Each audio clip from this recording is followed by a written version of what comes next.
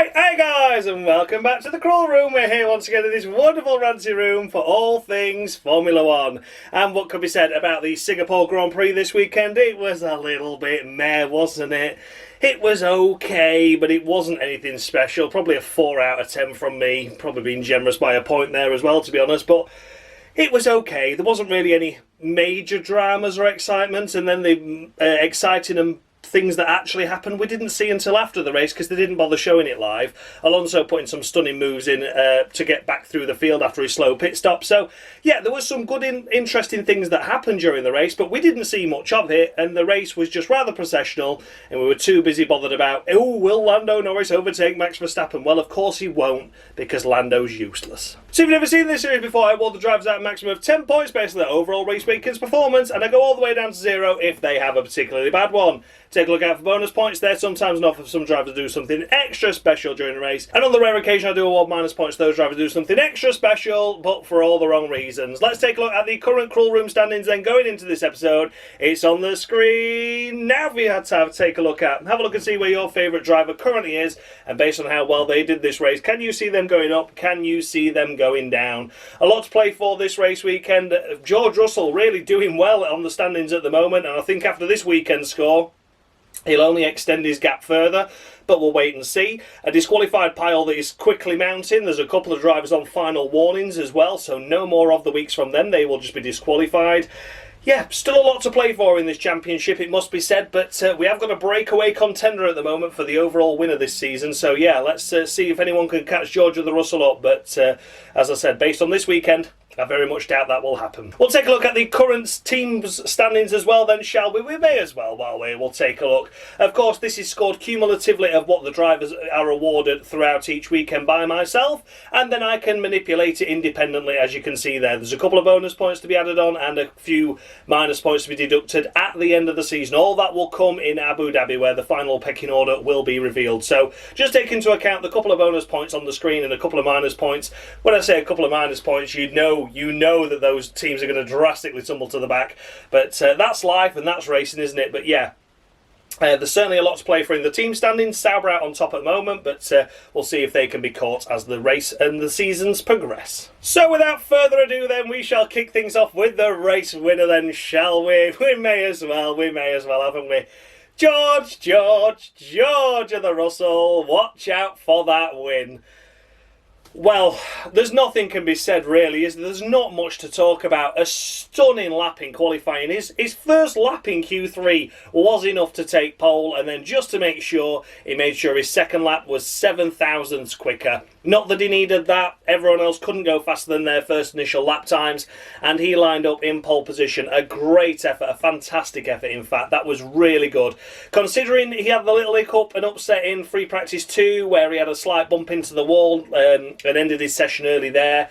You know, it was a weird one, it was a strange one, and he didn't look like he was going to be comfortable, but he knuckled down and he got something out of that car, which was absolutely fantastic.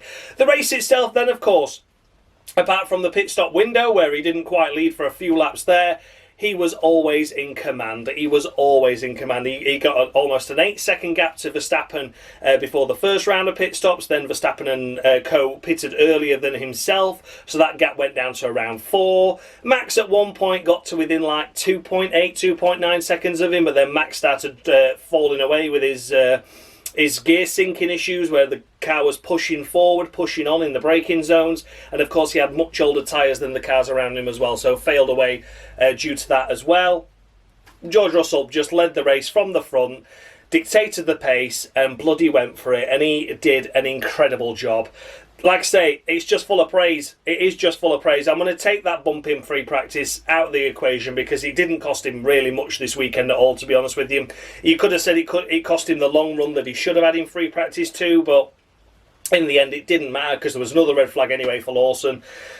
So that would have hampered his progress in that anyway. So no one got a long run in free practice. It didn't affect George in any way because he's still put in a sensational 2 laps in Q3, both of them were good enough for pole, and then of course led the race from the front and was absolutely incredible. It's 12 points from me for George Russell, 2 bonus points. He's doing so well this season. He's taking the lead and taking the charge of being #1 driver firmly in that team, and he's delivering the goods when the car is good enough for it, but he's dragging something extra special out of it as well. That qualifying was sublime. 12-2, Georgia the Russell. In second place, we come to Max Verstappen in the Red Bull. Okay, it's not another victory after the summer break, but never mind. A P2 is still a great effort and still outscores his main title rivals. Of course, it's only by a couple of points, though, as opposed to like the 7+ if he'd have secured victory. So it's difficult. If he's only ever going to be quick enough for P2, it's going to be very hard for him to seriously mount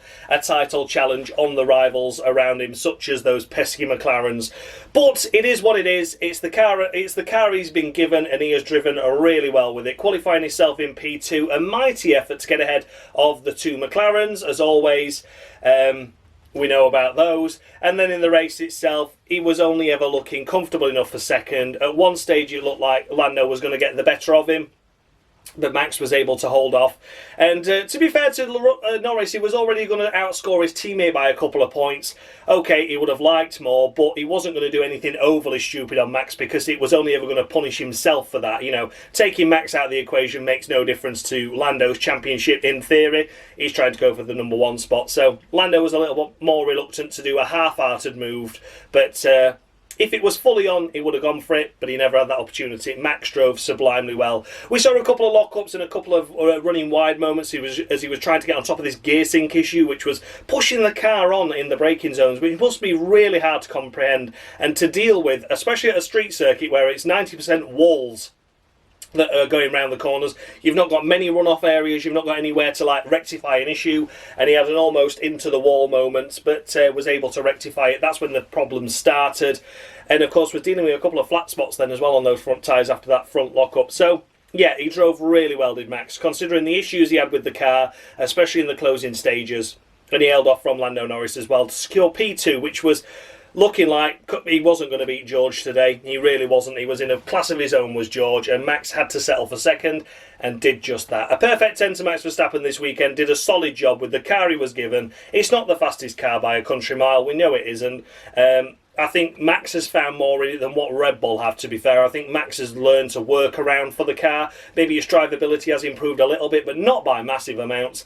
And Max Verstappen delivers a fantastic P2. Outscores his main title rivals, but if it keeps getting P2s and P3s, it's looking more and more unlikely that this will be a serious title challenge. But at the end of the day, I still think he's going to split them McLarens, you know. A perfect 10 to Max Verstappen. In third place, we come to Lando Norris in the first of the McLarens. And remember, all throughout the race weekend, people like Anthony Davidson, Martin Brundle, Ted Kravitz were all saying, around circuits like this, it's the driver that makes the difference. And guess which drivers struggled in the best car? But of course, because they were in the best car and they struggled, it didn't mean that the drivers made the difference anymore. Oh, no. McLaren have lost their edge and they have been caught up. Nope, you've literally just said the drivers make the difference, and then when they don't make the difference because they're shit and average and putting an average qualifying performance in the best car, oh, it's McLaren have lost their edge. Fuck off, Sky Sports F1, you all piss me off so much. You can't have it one way and then have it another. You can't have this whole basis of, ooh, round a street circuit like this, the drivers make the difference. That's why you're seeing George up there. That's why you're seeing Max up there. Oh, why is Lando only qualified 5th? Oh, I think it's because McLaren have been caught up. No, it's because fucking Lando's an average driver in a really good car. Fuck's sake. P3 anyway, he had a great start off the line, to be fair. Got past Antonelli and then, of course, his teammate Oscar Piastri with a little bit of a bump and a bore. I'm going to forgive that. I don't care about that. That's main championship title rivals going at it at the start. They've wrapped up the constructors now, McLaren. Hallelujah, praise the Lord. It should have happened in Baku, but didn't because they're useless. And then here he is finishing P3. He should have got past Max Verstappen, but didn't. I'm going to give him 5 points, and he can thank me for him, Lando, because that was an average performance. And he's getting 5. That's it. That's all he's worthy of. I'm not going to give him any more than that. He should have qualified on the front row but started 5th. Recovered well to be P3 but should have been 2nd really and wasn't. The only thing he did well was the first couple of corners where he got ahead of Antonelli and of course his teammate. That's the only thing he did well all race. Everything else was slap bang average. So it's 5 for Lando. He can thank me for him. And that's that, really. Another average performance by the McLaren drivers where more was available and they failed to get the maximum out of it. Boo-hoo. And in fourth place, we come to Lando Norris's teammate in Oscar Pastry. What's your favourite pastry?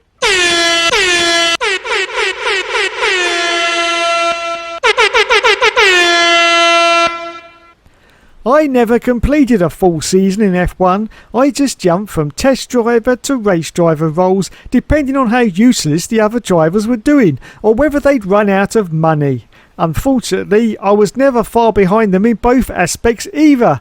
And there we have it. Of course it had to be an of the week to Oscar Pastry for an average performance in qualifying, but at least it was slightly better than his teammate. But oh no, his teammate got past him on lap 1. That's so not fair. That's so not fair, guys. That's not called for. Oh, stop it. That's not fair. You're just going to let that happen, are you?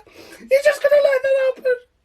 I'll just need a minute because it's not fair because my title rival got past me and he made a little bit of a nudge and oh no, it's not fair. Make him swap. Make him swap. Fuck off, Oscar.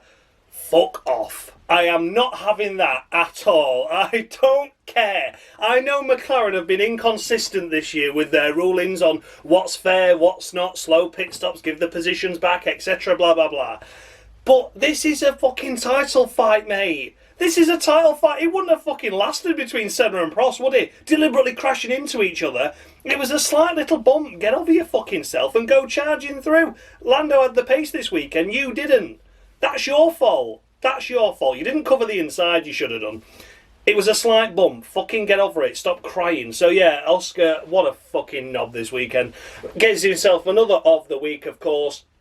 And that is back-to-back of the weeks from him because he has been sublimely shit in this second half of the season so far. After the summer break, he has been diabolical. Yeah, I'm not impressed at all with that. I'm not impressed with his attitude. That's not fair. That's not fair. Oh, fuck off. It's not fair. Fuck off. Just defend your corner a little bit better. Or why don't you just be a little bit more rough and tumble with Lando then? I don't give a shit. Don't care. It's a title fight. You fucking go for it, mate. As long as you don't stuff him in the wall.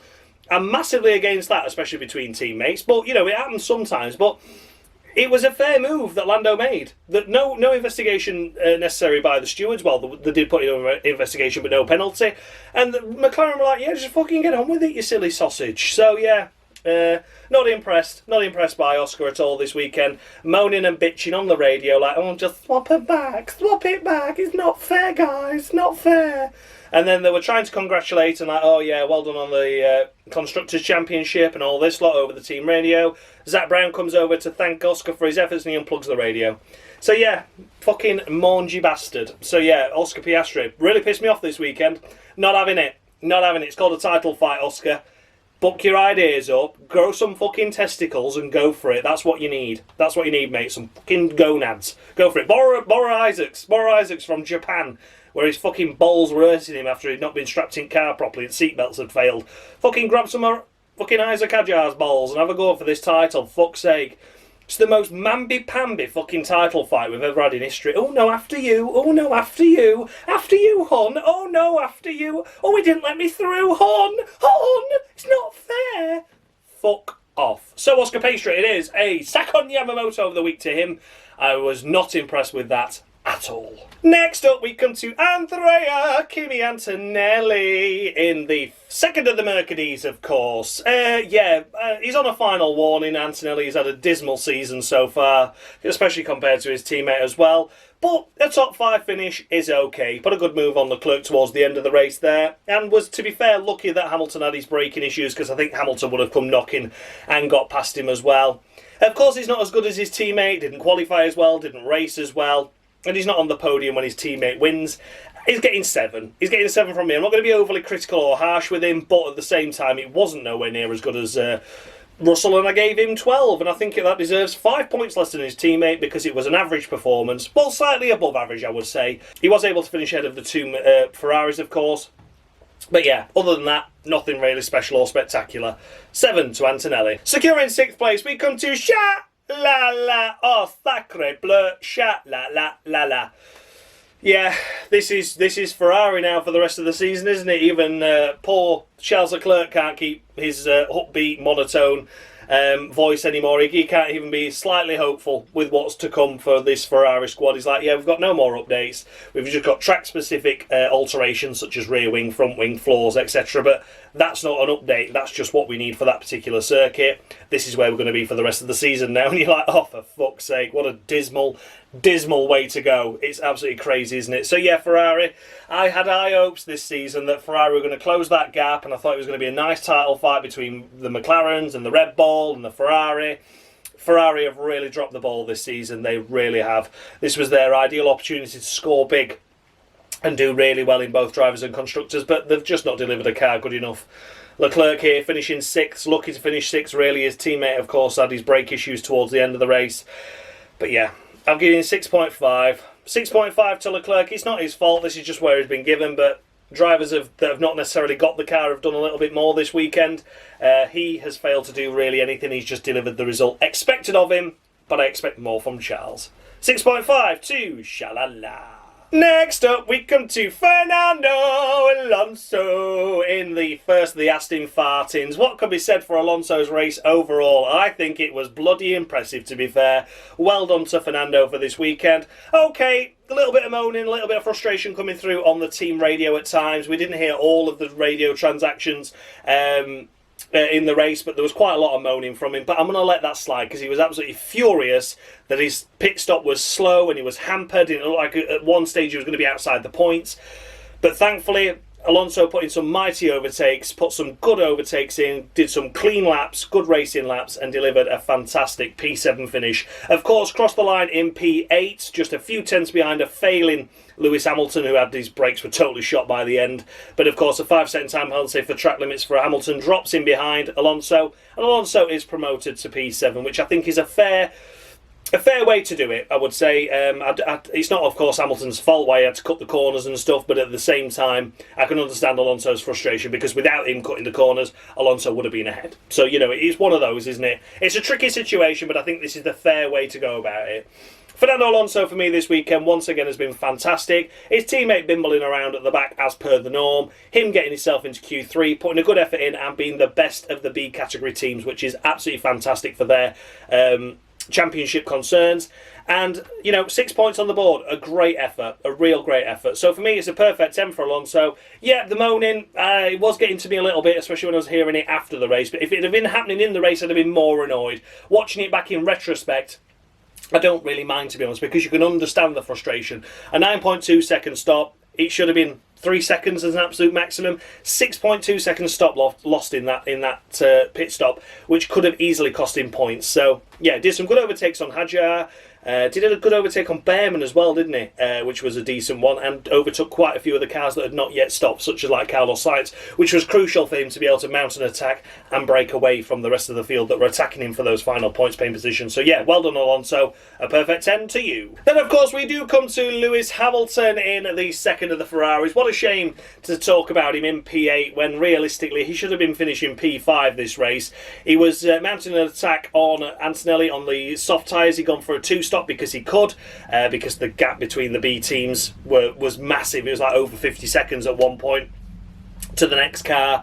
So, you know, he had the advantage to take a free pit stop, put the soft tyres on. It was a team order to allow him through on Leclerc, which was the wise move, and just started to get within DRS range of Kimi Antonelli before he had the brake failure and then limped it home. Of course, crossed the line in P7, but because of so many track violations he had because he cut the corners, meant that he dropped to P8 behind Alonso. I think this is a fair way to do it, to be honest, because of course he did cut the track 6 occasions, which would actually amount to 15 seconds of time penalty. I think with the 15 seconds, he would have dropped behind Behrman as well. But I don't think Behrman would have got him, in all fairness. You know, of course, he still had a 15-second odd gap, so Behrman were never going to get him. So I think just giving him a 5-second was right, was fair, was just. It was mitigating circumstances, and he drove really well around it. P8 doesn't really do him justice. Should have been a top 5 finish for him this weekend. But yeah, he looked more comfortable in the car. He looked a little bit more stable. He looked a little bit more, you know, able to go and fight for things, which was encouraging. But as like Leclerc said, this is what we've got now. for the rest of the season. It's going to take a miracle. You're going to take reliabilities, accidents ahead for us to even get on the podium now, which was a huge shame. But for Hamilton, it was nice to see him come back and do a good job. Respectable in qualifying, respectable in the race, and unfortunately led to nothing due to no fault of his own, brake failure, of course. And of course, I do want to mention as well, of course, condolences to Lewis Hamilton and all his family and friends for losing Roscoe. You know, one of the most famous dogs in the world, I am sure. I can't think of another famous dog, to be honest with you. But yeah, poor Roscoe. That was really tough for him, to be fair, and I feel massively sorry for him. So condolences to you, Lewis, and to the rest of your friends and family and all those affected by the loss of Roscoe, including the Formula 1 paddock as well. It was a famous pooch and was well loved by so many people, and I think you did him justice this weekend. Even though the end result wasn't the one that you would have wanted, you drove well, and I'm giving him 10 points. Perfect 10 to Lewis Hamilton this weekend. Don't think there was much more he could have done in that this weekend. He looked to have the pace over his teammate as well, and just drove really smart. And it could have been a weekend where he didn't deliver the results and would have been letting him off because of what had happened, you know, behind the scenes and in his life. You could have said, okay, we can let you off this weekend. But he didn't. He drove his heart out. It didn't come to fruition due to the braking issue, but still did an incredible job. Well done, Lewis Hamilton. A perfect 10 to you. Securing 9th place, we come to Ollie Behrman in the first of the Haasers. What a fantastic performance by Ollie Behrman this race. I don't know where he's been for the last few. He's been missing for the most part, hasn't he? It's been a tough few races for Haas. I couldn't tell you the last time they actually scraped a point, but here he was, driving round inside the points throughout the whole of the weekend, really. Delivered a cracking lap in qualifying, delivered a fantastic race performance to get him inside the points. Okay, it wasn't a match for Alonso this weekend, but that's really the only car he could have been expected to maybe beat.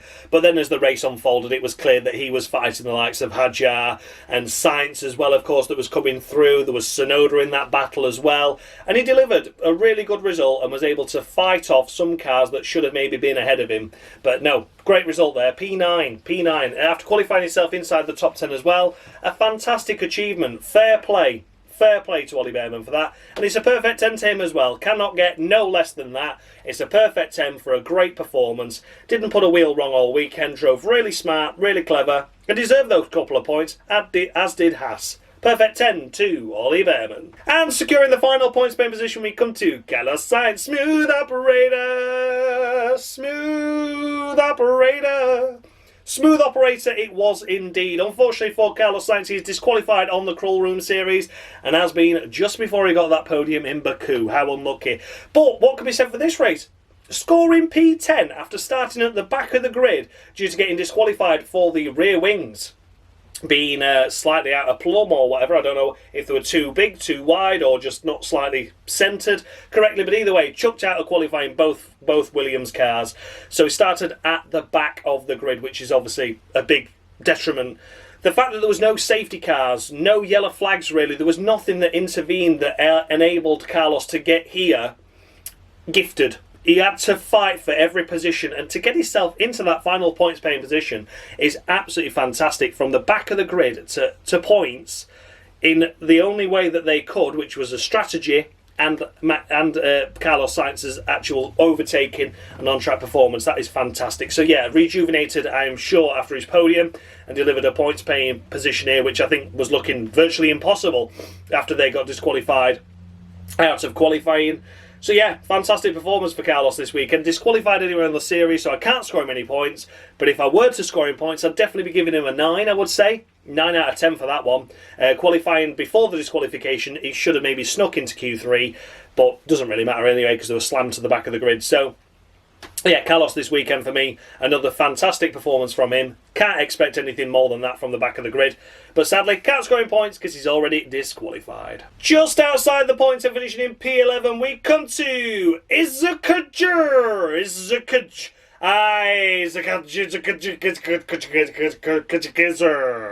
That's right, it's Isaac Hadjar in the first of the Visa Cash App Maxi Tampon RB. Buy one, get one free. Don't forget your Alphatara, your Taurus, or your Minardi. Don't you dare. Don't you dare. This weekend was once again more bullshit from the Visa Cash App Maxi Tampon RB squad. Isaac Hadjar doing a fantastic job in qualifying, was doing a fantastic job on the run-up to the first round of pit stops, but then all of a sudden this fucking miracle engine problem comes into play again. We saw it a few races ago where he was running inside the points and his teammate was doing jack shit. This time around he was running inside the points, or would be back inside the points after the pit stops. And then he had an engine failure, an engine problem, which cost him 4/10 a lap. And he was fighting. He was running around in that 9th place position, but unfortunately Ollie Behrman got the better of him. And then, of course, Carlos Sainz in the closing stages got the better of him as well. Alonso got past him as well as him. So, yeah, Isaac should have been on for a P8 there this weekend. Maybe would have got the better of Hamilton as well, so elevated to P7. There'd have been a good handful of points there for the Visa Cash App squad and for Isaac Hadjar, but no, we've got an engine problem again. Engine fucking problem. It's a load of bollocks, this. I buy it once, but I don't buy it twice, because the last time it happened, it also happened just after or just before the pit stop. So I think they're doing something. I know apparently they can't do that anymore, can they? Apparently they've not got that ability to turn engines up or down or interfere with it, but I'm not convinced. It's fucking bollocks. So yeah, that was certainly points paying position were possible for Isaac this weekend. Did a fantastic job, drove well, drove really clever, and to be fair, he was defending with his life. He was defending for his life this weekend to try and keep inside the points, but unfortunately it wasn't enough, and that wasn't his fault. So Isaac Hadjar this weekend, it's 8.5 from me, and that's probably, disingenuous by at least a point, but yeah. I feel really sorry for Isaac this weekend. He deserved more from it. He deserved a P8 finish for definite. Maybe elevated to P7 with the problems that Hamilton had and his subsequent penalty. But yeah, he deserved a lot more from this weekend and didn't get it due to the fucking Visa Cash App squad again. And I'm calling it sabotage. Deliberate sabotage. There you are. You heard it from me, because I'm not convinced. I am not convinced. So yeah, if they want to keep throwing points away, then carry on. But Isaac deserved them this weekend. 8.5 to Isaac. Next up, we come to Yuki Tsunoda in the second of the Red Bulls. Unfortunately, a poor qualifying for him, and then a poor getaway from the line, dropped him pretty much down to the back of the grid, and then from there was able to recover to, it was borderline points, wasn't he, at one stage, like on the fringes, like P11, it looked like he might have got Isaac and then maybe scraped a point, but then Sainz came through and it just went to rat shit really. So yeah, didn't happen. Disqualified anyway on the crawl room is Yuki, and I always keep saying if his teammate's scoring points, so should Yuki, so he'd have probably been given an of the week or disqualified for this performance as well. He felt more comfortable in the car, and the Red Bull team actually said his race pace was decent, but of course couldn't make his way through the field, and Carlos Sainz was able to do that and get a point. So there's definitely no excuses for Tsunoda this weekend, even if his pace was good. And, he can, attribute to the unfortunate qualifying that he had and the unfortunate start off the line. He should have still been ahead of Sainz and still should have got a point or two. So, yeah, I'm calling bullshit on that. But nonetheless, Tsunoda disqualified anyway. Tough road ahead for him. Final few races this season, and then rumoured to be leaving Formula 1 altogether, because that's how Red Bull play the game, isn't it? But we'll wait and see how he gets on for the remainder of the season, but it's looking like could be his final season in Formula 1. So well done, Red Bull, for destroying another promising career of a really good, talented driver in the midfield who would have scored you a lot more points than what Lawson would have done in the same car had you kept Tsunoda in this RB seat. But no, you moved him up to Red Bull and you've ruined his career. Well done, mate. But unfortunately for Tsunoda, another poor performance. Finishing behind Yuki Tsunoda, we come to Lance Stroll, and I'm looking for some P13. And of course, Lance Stroll has been long disqualified on this series, and this race would have been no exception. Out in Q1, and then bimbling around at the back. What was his team radio? Like, oh, you've got 10 lap fresher tyres than the car ahead. I know, I have my car. My tyres feel like they're 100 years old. They feel like they're 100 laps old, Brad. Brad. Oh, fuck off, Lance, you shit. Absolutely diabolical. It really made me laugh when Free Practice 2 and they were speaking to the chief engineer on the wall. Anthony Davidson was having a word with him, and so was Crofty. And they're like, oh, could you explain why Alonso's up there in like P4 and Stroll's down there in P18? Like, oh yeah, we're just testing wing settings, and we went for a radical setup on Stroll's car, and we're glad that we could tick it off because we know it's not worked. Well, did they leave that shit setup on the car then just so it didn't work all fucking weekend? No, I don't think you did. I think that's a load of bollocks, and once again, you're trying to prove that Lance Stroll isn't shit, he's just, we're trying radical setups. You're not trying any fucking radical setup. The radical setup you've got in that car is the fucking plum driving it. So yeah, once again, a piss poor performance by Lance Stroll. Elevated a few places in the end and got a couple of overtakes in due to his tyre strategy offset. But apart from that, shit! So yeah, disqualified anyway, Lance. Remains that way. And once again, his teammates up there inside the points in Q3. Here's Lance Stroll bimbling round at the back. Great stuff, Lance. Then finishing in P14, we come to Alex Albon in the second of the Williams. Unfortunately, he had a little bit rougher end of a stick compared to his teammate Sainz because he was a pit lane starter. They elected to change setup and components and stuff. If they're starting at the back anyway, I can understand why. And from there, really struggled, got stuck behind the Alpines in the early stages of the race, and that's what ultimately cost him. The Alpines' pace wasn't fantastic, it wasn't great all weekend, you could see that, but unfortunately the Williams car just didn't have enough to get past the likes of Gasly and Colapinto. Got stuck in a bit of a rut there and a bit of a cluster.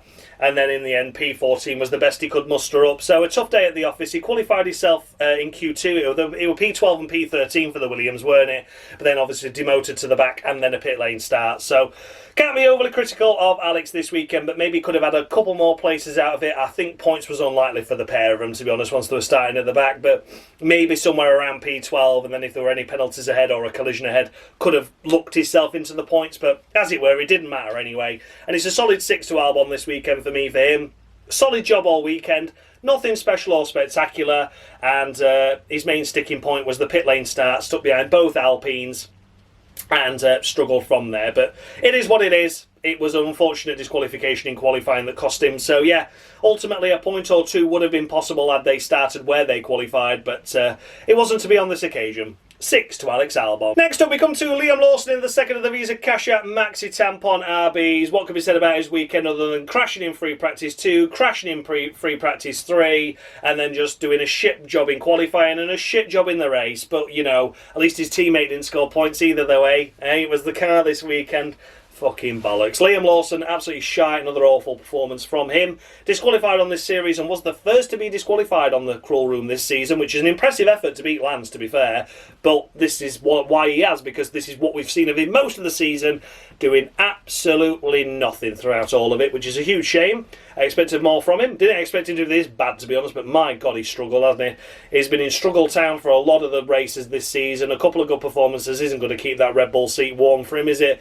The RB seat, I think, is swiftly going as well, but we'll wait and see what happens. But for me, personally, it's a no from me. I wouldn't be keeping Lawson. I'd put Tsunoda back into the second of the Visa Cash App cars, personally. Promote Isaac Hadjar to the Red Bull seats. Give him a go, to be fair. And then I would dump off Lawson and put maybe Lindblad in if Lindblad's ready. They're talking about that's the potential that they could go. That's what I would do, personally. I think you need to give Hadjar a go in the Red Bull with a new regulation. We'll see. You know, fresh face. He's not got this previous year's experience, and with this tricky car that's been, you know, difficult to drive.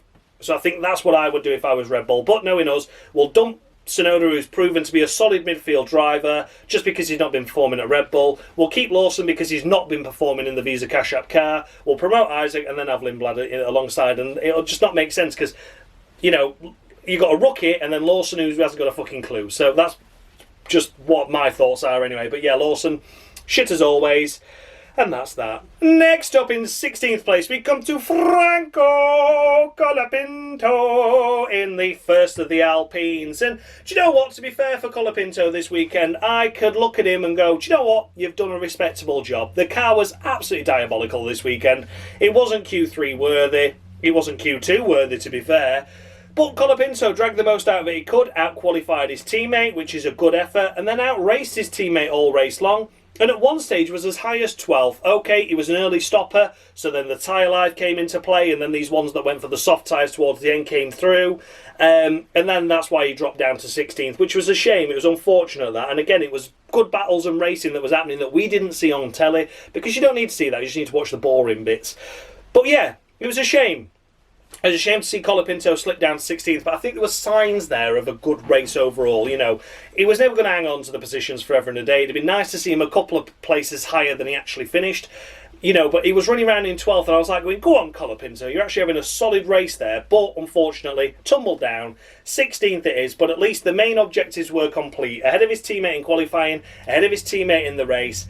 had some good pace at times as well, let's not be fair. Was ahead of some cars for the majority of the race that he shouldn't have really been ahead of in the first place, and also kept it out of trouble, didn't stick it in the wall in any session, didn't bury it anywhere, just did a solid job. So Colapinto this weekend for me, it's 6 points. I'm not singing his praises and then giving him a ridiculously stupid score, because there's still a lot left on the table with that Alpine car and with the drivers at the moment, but it's a solid 6 because I think that was deserved, to be fair. So well done, Colapinto. 6 to you. Next up, we come to Gabriele Bortoleto in the first of the state Kick Me Up the Arse Salvers. What a shame to be talking about the first one down here in P17, but it just wasn't their weekend this weekend. Bortoleto struggling all weekend long, once again with braking issues, like he had at Baku, was down a few escape roads during the practice sessions.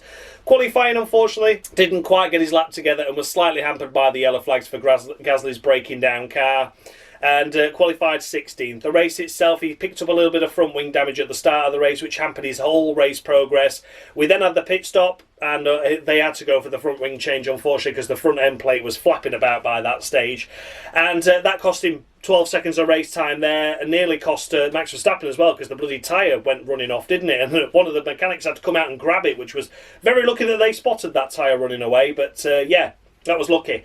But yeah, apart from that, Bortoleto's race was run from there, and it was a huge shame, to be fair. So yeah, it's 4 points to Bortoleto this weekend. Was out-qualified by his teammate. In the end, outraced his teammate, but for the most part was behind him and was struggling for pace. Due to that front wing damage, which he himself said was just a racing incident, it got himself into a situation where there were 3 wide. It was always going to be a pinch point, and he caught his front wing there in the early stages. So yeah, driving with one hand tied behind his back throughout the most of the race, and then lost a lot of time due to the pit stops.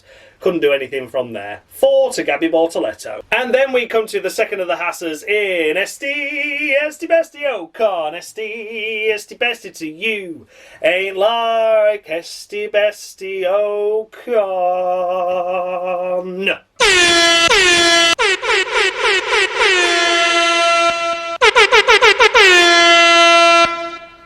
Part way through the 2007 season, I replaced the struggling Christian Albers at Spiker in the hope I would net the team better results. Nope, just lots more repair bills and plenty of pit stop practice for the lads, changing my front wing.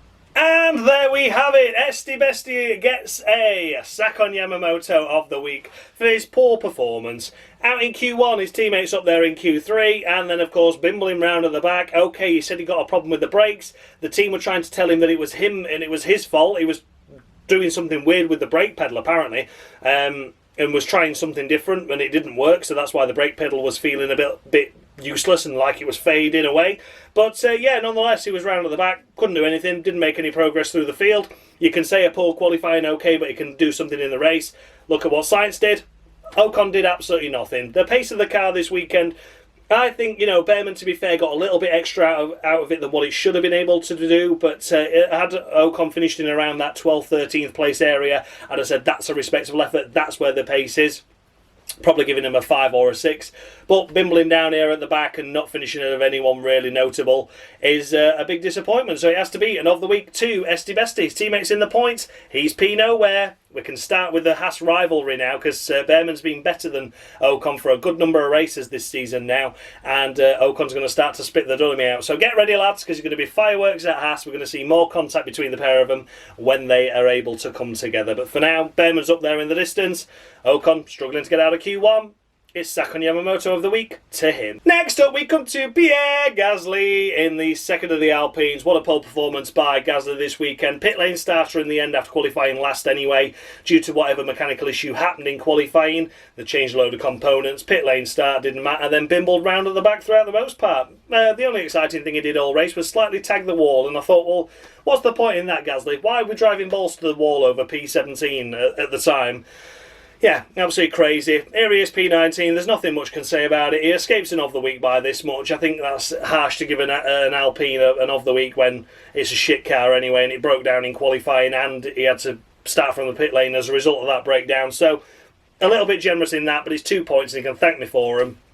That's that, really. That is that. There's not much else can be said about another poor performance by the Alpine squad on the whole. And Gasly, beaten by his teammate, again. And then last but by no means least, all of the 20 runners finish, of course, this race. Hurrah, hurrah. We come to Nico Hülkenberg.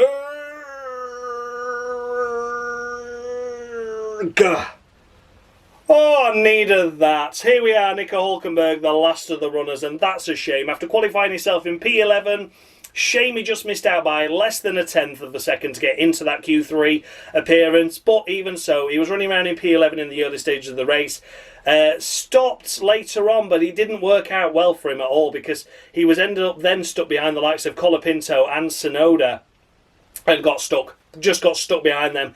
Couldn't make any progress through the likes of Hadjar, Alonso, Behrman, got out ahead of them, and that's what ultimately cost him at that stage really any realistic chance of points, especially when Hadjar mentioned that he got an engine issue. You thought, well, maybe Hülkenberg can scrape into the points, but unfortunately it didn't happen. The pit stop strategy didn't work out. They got stuck behind the cars they should have come out ahead of. And that's where their race came undone, unfortunately. They were already outside the points anyway. A little bit of desperation crept in. He tried to overtake one of the Alpines, which I believe was Colapinto, and got it wrong. He was lucky he didn't stuff it into the wall, to be fair, but came down the long straight, got caught under the aero wash of the car ahead and locked the rears and span off. Had to pit them for fresh tyres because he flat spotted all 4 tyres. Went onto the softs and then finished the race ultimately in last position. He avoids an of the week by this much. I think it'd be harsh for me to give Hülkenberg an of the week this weekend for the fact that he had a great qualifying. It was the pit stop strategy that put him behind the 2 cars he should have come out ahead of, really. They should have thought about that a little bit more, because had they come out ahead of those, we wouldn't have seen the spin and we'd have seen him on chance for points. So, yeah, a huge shame. I'm not going to be awarding him anything special or spectacular. He's getting 1. He's getting 1 from me, and he can thank me for him. I didn't think an of the week would be just this weekend because it was a team error that put him in a tricky situation. Frustration set in, and he spun. But even when he spun, he was already outside the points anyway. There was no chance of him. Well, no realistic chance anyway, barring a big crash for the cars ahead. But, you know, the best he was going to finish this race was 14th after a poor strategy gamble. He tried to make a move. It went wrong. There you go. That's life. And it's 1 point to Nico Hülkenberg. So there we have everything, guys. Those were the runners and riders of the Singapore Grand Prix. Let me know down in the comment section, just any drivers too high, any too low. The updated standings with the scores they've just awarded are on the screen. Now for you to take a look at, have a look and see where your favourite driver is now, based now well they did this weekend. Have they extended their lead in the championship? Have they overtaken a few drivers, or have they tumbled down the order somewhat, being awarded of the weeks and such? Let me know down in the comment section what you thought of the scores. Let me know what you thought of the race as well, because it was a very boring race from our side and watching it live, but then when you watch the replays back on YouTube and things, on the race rewind, there's some overtakes that we missed, and they're actually quite good moves, to be fair. So yeah, I'm not going to ever say it was a thriller, but it was certainly a lot better than what we were shown on TV. There's the surprise. But yeah, let me know as always what you think to the scores I've awarded. And I look forward to seeing what scores you would have given the drivers as well, of course. Let's take a look at the team standings as well, then of course updated with the scores I have awarded both of the drivers for their respective teams, unless they're disqualified, but that's their problem, or unless they've been given an of the week, but then again, that is also their problem. And I'm not going to manipulate it in any way, shape or form this race. I'm not going to give any minus points, any plus points. I think whatever I give the drivers is fair, and they've been added to the team's tallies. Yeah, let me know as always what you think the team standings are going to end up like. It's going to be an interesting one, isn't it? Because it only takes one team to really screw up, and I will come down heavily on them. But we'll see how it goes. We've got 6 races left this season, of course. 3 of them contain sprint races, so there's a lot of points left on offer for both drivers and teams this season. And there's a lot of chance for the drivers to make some good moves and also some many mistakes. So keep an eye out for everyone, because the Krull Room at the minute looking like George Russell's going to be a runaway for the championship. But it only takes a mistake or two, and I'll come down on you like a ton of bricks. And massive thanks as always goes out to Dan Bala, of course, formerly of Mushy Gaming, for providing me with the scoreboard that you saw on your screen, for the driver icons in the corner of your screen, and for the intro as well. Without him, this series would be more pointless than it already is. And who can forget Mr. Dave, F1 Games PlayStation 4, the of the weeks that you don't necessarily know, but you know you're going to love them. You just know it, don't you? You certainly do. Yeah, thanks as always. Sakun Yamamoto this week. What a great asset to the roster of drivers that we have been awarding of the weeks to this season. Been absolutely fantastic. Another name added to the Krull Room of the week list. Thanks so much for watching, guys. I'll see you all in a couple of weeks' time for the US Grand Prix Krull Room. Hopefully Tuesday at 6. My work schedule is not very kind to me that weekend, and if it takes a delay, I am sorry, but I am working Sunday, Monday and Tuesday. Long shifts, long hours, so I think it's going to be burning the midnight oil to get this video out for you on time in a couple of weeks' time, but we'll wait and see. So thanks so much for watching, guys. Thanks always for your love and continued support with the series and the channel as a whole, and I'll see you all again soon. Thanks a lot, and much love.